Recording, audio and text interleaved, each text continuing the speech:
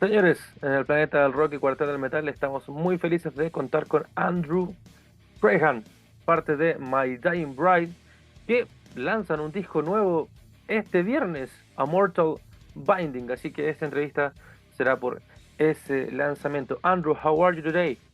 Thank you. I'm very well, thank you.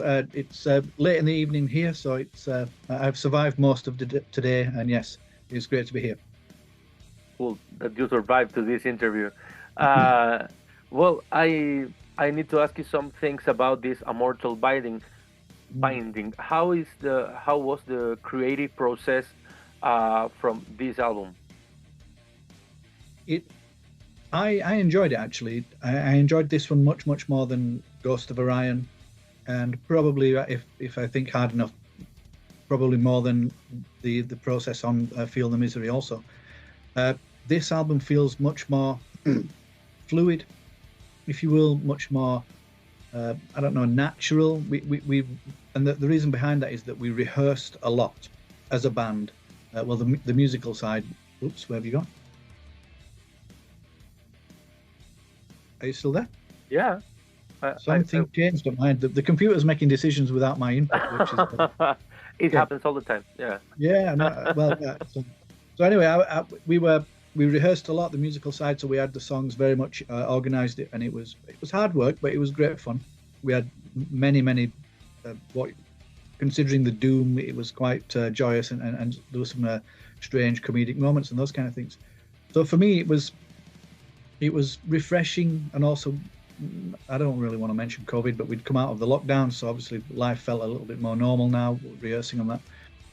So for me, I just thought it was hard work, but it was great fun. It just felt a lot more natural. I didn't think about that until just now. It felt a lot more natural this time.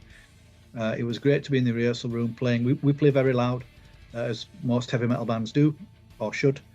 Uh, so it was very much just a normal band doing no. I mean, it was organized. We had a plan, and part of the plan was based on a Ghost of Orion that we wouldn't do that. We would be more direct, try and write bigger, larger riffs if we could, and go back to basics to a degree with just two guitars, bass, drums, obviously the keyboard and violin which we can't do without now, but no strange female vocals or no strange orchestrated moments, no strange extra instruments, just a standard, if you will, basic My Dying Bride setup, and I think it worked. It certainly feels like it worked.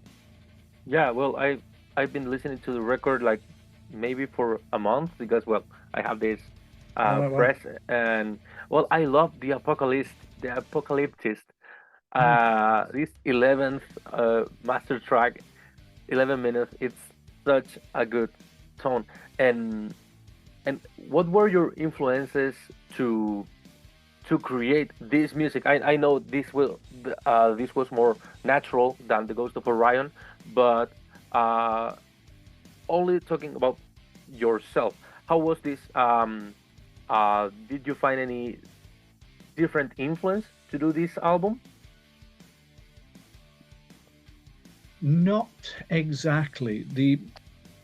I tend to be writing music most of the time. I haven't really been doing anything recently because when when I come home from work, I'm doing interviews, which is when I normally write after work. So we're all very much normal people. We all have regular jobs.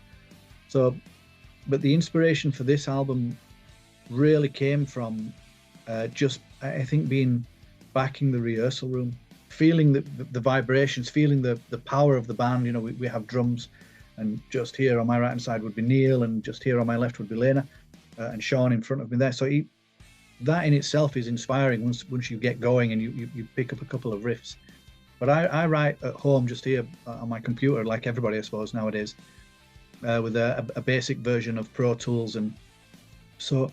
But I know there's no reflection of this, but I tried to make it like when we were kids and we would listen to Black Sabbath. You think, how did they do that? You know, what were they thinking, or drinking, or what taking, or Yeah, or snoring. Yeah. well, yeah. There's probably a couple of books there. But as much as we weren't drinking and taking things to create the album, it was trying to just get it back to how a normal band writes a normal record, not overthinking it, try not to be over processing it. The beauty of My Dying Bride, if you want to call it that, is our music, unfortunately in one hand, unfortunate on the other, doesn't pay the bills. So we can do anything we like and the result will be the same. We're going to work tomorrow, so we are free. And obviously that's not the basis of joining a band. You want to be rich and famous and never have to work again, but that didn't work for us. So at least it allows us to write music that is musically, restrictionless in many respects. And I think that allows us to write 11-minute apocalyptists any day of the week. And I'm glad you like that song, because it's one of our favorites too. Yeah, no, it's an amazing record. And well, you talk about that. You have another like office jobs or something, and maybe that's the reason, because well, yesterday it marked the 11th anniversary since your debut here in Chile and your only Wow. show here in Chile. And yeah, it was. I'm really good with the dates and everything. I was there April 14 in 2013, and that was the only time you came here. From that time, were there any conversations to come back to South America, or what was it? There has been, but the problem, as you can appreciate, the problem we've got, we need more than that one show. We need other shows to line up, and the promoter has to be, I don't know, willing to take the risk to bring us across. And for I don't get in. I mean, I'm involved. Don't get me wrong, but if we don't receive the offers, or if our agent doesn't receive the offers, then we don't get told that even anything's taking place. Now, there were some offers that were singular, that didn't make sense to us, because it would take us so long to get there and so long to come back, and we'd play 40 minutes. It's just, would we really go for? I mean, without sounding, precious, it's a long way for 45 minutes. And I appreciate I appreciate how Chilean fans might say, no, that would be fine. Just fucking show up. We'll, 45 minutes will be fine. But for us, on this side of it, it's a different concept. So there has been conversations. It's just that none have really bore fruit, for want of a better word. Yeah, no, and it was an amazing day for Doom fans here, because well, you played, and your debut here in Chile was the same day as The Cure was playing for the first time here in Chile. So there were a lot of people that went to see you, and then after that take the subway and go to the other venue to see The Cure. So that was like a perfect day for Doom fans. But yeah, once in a lifetime, maybe. Yeah. Well, no, the planets don't often align like that. Well, talking again about the music, if there wasn't a pandemic, would the mortal binding sound the same as it's sounding now? That's a good question. I think it would be very close, and I base that on a lot of the riffs that we had, that we used as the foundation, if you will, to get the album going, were already written. I had them in various formats and arrangements that were partially finished, and ideas that were just forming. So I think it wouldn't be far away, but obviously I reckon it would be different. But I think it would be very similar, but I wouldn't be able to predict how. It turned out like it did, and it flows, and that's the way it goes. Yeah. For what's next for My Dying Bride? I know this Friday you're releasing this album. What's next from that? We have an EP, believe it or not, that we're very slowly working on. We have 2 songs, well, 1 song more or less done, 1 song 90% complete, 1 song not complete at all, but we have plenty of bits in some sort of order that we're trying to make it work, and it's proven to be difficult, which is normally a good sign, actually, because they tend to be good ones if we've had to battle with it a little bit. And then after the EP, I don't know, we sit back, we take stock. If we've got live gigs, we'll go do them. If they line up like the Chilean one did that time, we'll go do them. So, but we're in no, well, I'm in no immediate rush, and obviously because the band is semi-professional, if you will, we won't be rushing off and doing like the standard world tour to support this album. You know, it's quite like Iron Maiden, like we don't do those types of things. So for us, it's just sit back. Hopefully, people react well to the album, which would obviously be nice. And then we just see, we wait and see. It's fairly straightforward. So no, for us, it's almost no plans. We wait and see, and just react slowly to each one. Yeah, My Dying Bride is like a.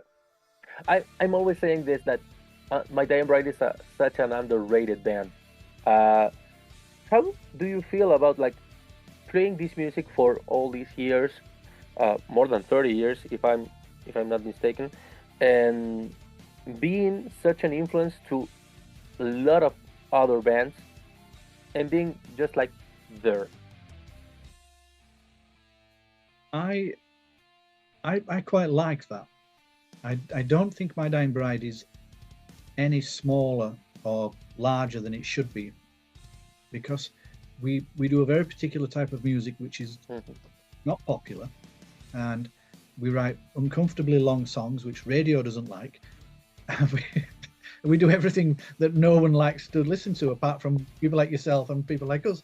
So we've kind of we've ruined our career by being what we are. You know what I mean? If we wanted to be more famous, we should have called ourselves something else, and we should have written different music or a different style, more accessible. So it's not as if we haven't done this by design. We know, I personally and precisely take great comfort in knowing we're exactly where we should be, I think. Now, what it does surprise me, I never thought about this, is the actual amount of, let's call it love, that we receive from other bands who say, "Oh, I was inspired by My Dying Bride, and this is what did this, and I'm inspired by My Dying Bride, and this is what brought that." That I never would have predicted for, and to be fair, I don't think about it. I mean, like today when I was at work, I work in IT, so this laptop shouldn't fuck me about. So, but today at work, I'm not thinking about, wow, look how many bands I've influenced. I'm just Joe Blogs doing Joe Blogs type work, you know what I mean? And then I come home and change it a little bit. So, but that thing I'm really impressed with, and I take great joy and sort of pleasure from that, because not only can you not buy that, you simply can't predict for it. And who would have known that we would be here as little My Dying Bride when we were children in 1990 or whenever it was, that we'd even have an album coming out so very far into the future. Because I can assure you, if you'd have transported through time and said, look, I'm going to interview in 2024, I would have said, there's no such number. Making it up, future man, you know, that kind of thing. So I mean, I'm under no illusions that this has been somewhat a curse in respects, but also a blessing. And I do like the fact that it has meant something to a lot of people, and not just myself. That's impressive. Not to add any pressure onto writing an album. There you go. So, but no, it's great. From what I mean, who wouldn't want it, even at our level? How did you come to that name, My Dying Bride? It's something that I'm wondering all my life. And how did you come to that like dark and cool name? It's a combination of two Celtic Frost songs. Now, when you look back, if you go online, I won't give it all away. If you look at some of Celtic Frost's early albums, you will find almost next to each other, one says My Dying something, and the one below it says something bride. Now suddenly you get My Dying Bride, so you can quite happily blame Celtic Frost for that. Wow. Yeah, I'm not that into Celtic Frost, but I will. It's in there. It's in there. I mean, we were influenced by them very heavily, and Triptychon as well. Actually, later on, so we're big fans of that. And Tom G, and he said some very nice words about My Dying Bride. So he actually wrote on one of our booklets, which was cool. But we were big fans, along with Candlemas. But it was definitely a combination of. It wasn't quite theft, because he didn't use the words like this. We found them and we became them that way. Yeah. Well, one more thing about this immortal binding is the its artwork. I love the cover art. And I think it mixes all of the 7 tracks into a well done image. How did you come to that artwork?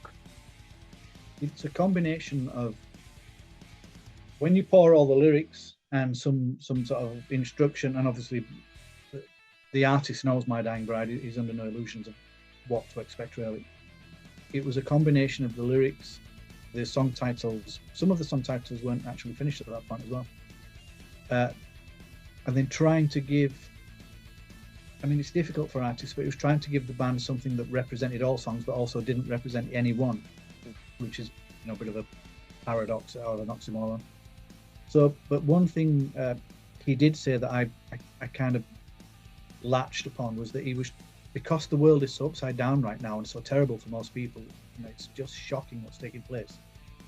He tried to do a cover that was soothing. And I thought that was an odd thing to attempt. And then an odd thing to attempt with us. But somehow I think it worked. So if you look at the cover, you can see there's elements of it's metaphor and there's hidden meanings and lots of it that one person will see and another person won't. But I think overall it does suit it is a nice umbrella, if you will, for all of those songs to sit below. So it's a combination of some of us and some of the artists, I suppose. Yeah, no, I love it. It's a really nice artwork. One of my favorites, to be honest. If I'm seeing the other ones, and maybe one of the most beautiful from the album released this year. So yeah, I love it. For you, Andrew, what's the best part of making music? Feedback at rehearsal. I'm old-fashioned. For me, it's the combination of when, say, like we'll go to rehearsal and we'll play I don't know, like Gods of the Sun, an older song from many years ago, and then Neil opens up, with the first couple of riffs, and then the rest of the band joins in. It's feeling that power and that precision when everybody's exactly bang on time, everybody's playing the right thing at the right time. I'm not saying we do it wrong very often, but sometimes we do. And for me, so the best thing is actually being part of that precision, being part of that unique moment. And particularly when you write new songs, like say, we'll go back to The Apocalyptist. We could detect we had something very early with that song. And when we were playing the beginning and we were building the song through its stages, you could tell something's quite special taking place.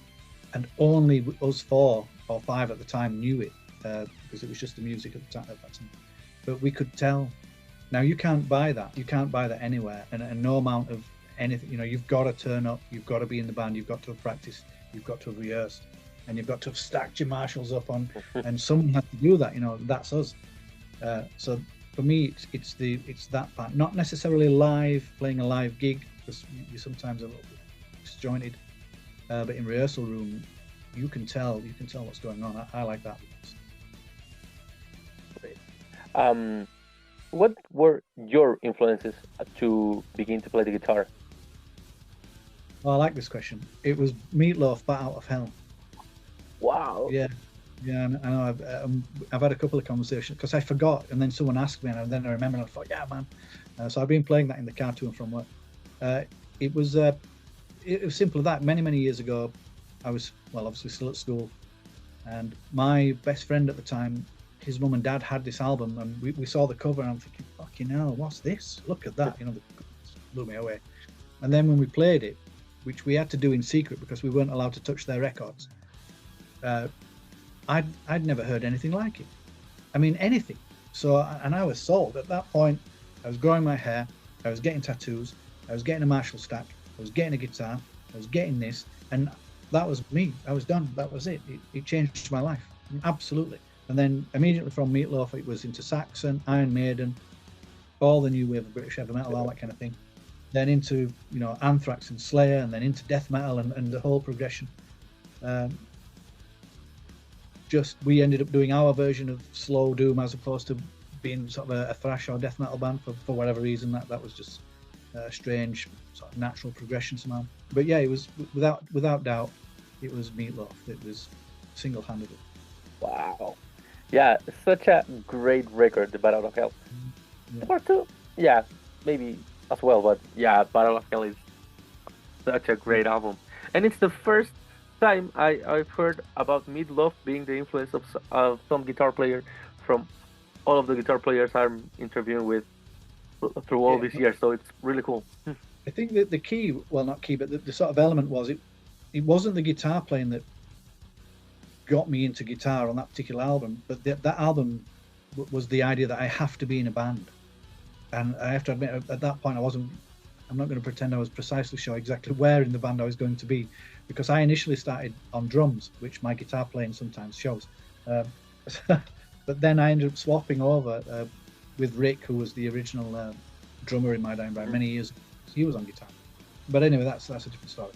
So it was, I think I will credit Meatloaf with, I was desperate and determined to be in a band. I ended up on guitar through circumstances later on. Wow.